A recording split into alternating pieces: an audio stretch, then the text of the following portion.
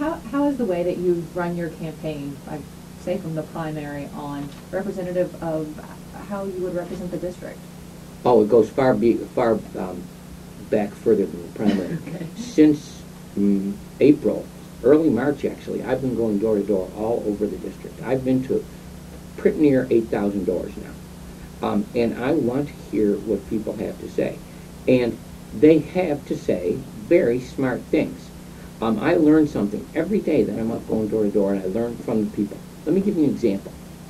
I was at a guy's house in Ashland. I knock on the door, you know, hi, I'm Chris, and do you have any issues? Well, yes, I do, Chris.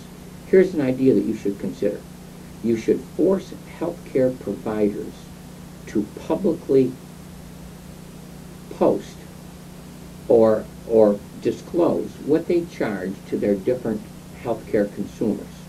How much do they charge individuals, and how much do they charge insurance companies, and how much do they charge the government for the same service? Say it's an X-ray or a set bone or some medicine or an operation. And we all know that individuals are charged far more than insurance companies are charged. This guy contends that the very act of disclosure would have a downward pressure on prices. That is a really, really interesting thought, and I did not think that up. One of my many, many door-to-door people that I've talked to on their front porch had that idea. And I learned, as I say, I learned something. I learned a lot about biodiesel. I was at a farmer's house who's making 200 gallons of biodiesel a month. And there's a lot of that, by the way, in Boone County, people making biodiesel. In fact, that's a whole other and very interesting subject about how much biodiesel is and is going to be sold on as bootleg. It'll be fascinating to see, because actually the government is not cooperating very well with the biodiesel, these little tiny individual biodiesel guys. And when the government chases them and doesn't help them, two things happen. One, they tend to dispose of the waste less appropriately, and the government does not achieve the tax revenue. If the government were to work with them, there'd be much greater opportunity to see appropriate disposal of waste, and they'd have a much greater opportunity to achieve the tax revenue from sold biodiesel made by private entrepreneurs. The government forces us to buy ethanol because the governor's brother lobbies for ethanol and discourages small farmers who are making biodiesel. That makes no sense at all.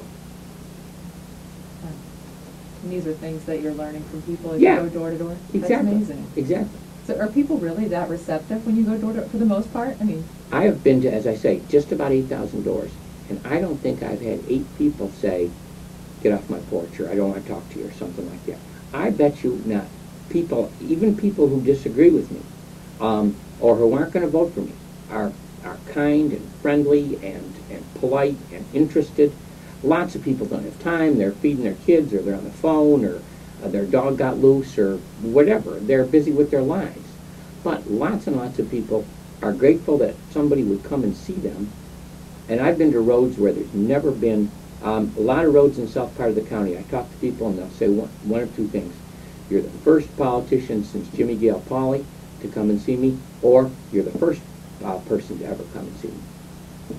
that's great. If you do get elected, how will you work to build a consensus, to get people to cooperate? Having served for 12 years and having been chairman of the Budget Committee, I had a long history of being an effective bipartisan guy. My Budget Committee was generally regarded by the Republicans on that committee as extremely bipartisan, probably more than any other committee.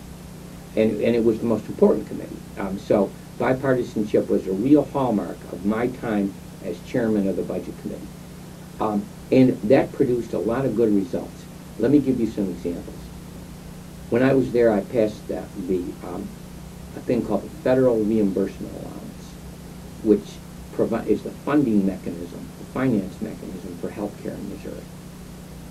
It was an incredibly difficult, incredibly complex piece of legislation.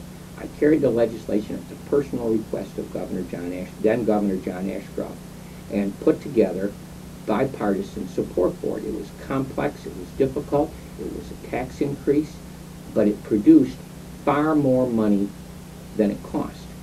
And the people, the hospitals who have to pay the tax, were the #1 supporters of it because they got so much more back. See, what we did is we took the money that we raised in the tax, we then used that to match federal money, and then we gave it back to the taxpayer, that being the hospitals. And the mechanism was extremely successful. It was a model. It was used all over the country after that, and it was supported. As I say, Governor Ashcroft was the governor then, and he asked me to carry the legislation. I had Democratic and Republican support for it. Another one was the durable power of attorney for health care.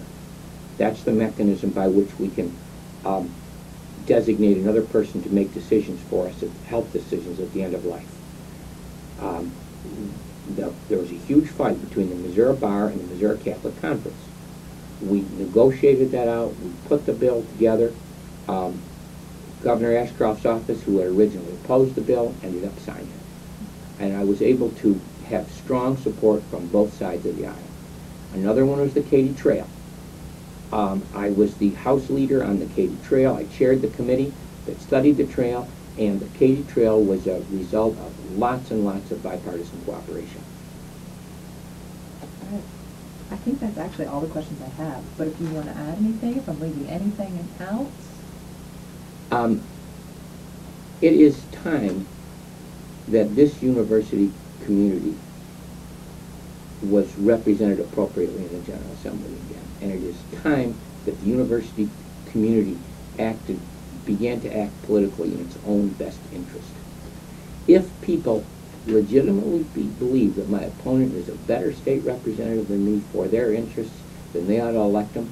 If they don't, they ought to elect me. But they ought to act, and they ought to act forcefully and affirmatively, because the political process has respect for people who act and who take responsibility. It has contempt for people who are passive. And that is critical. Maybe I'm not the best choice. I believe that I am, and I believe my record shows that. And the Alumni Association gave me its Geyer Award. But if the university community decides I am not the best choice, then by gosh, they ought to elect my opponent and do it forcefully and up front. If I'm the best choice, they ought to elect me forcefully, so that the political community knows that the faculty and the students and the staff and the administration will act and will not be passive, will not be led around by the nose. I think it's important that the university community be assertive. Okay, that sounds good. All right. Well, I appreciate you coming in. I am glad to do it.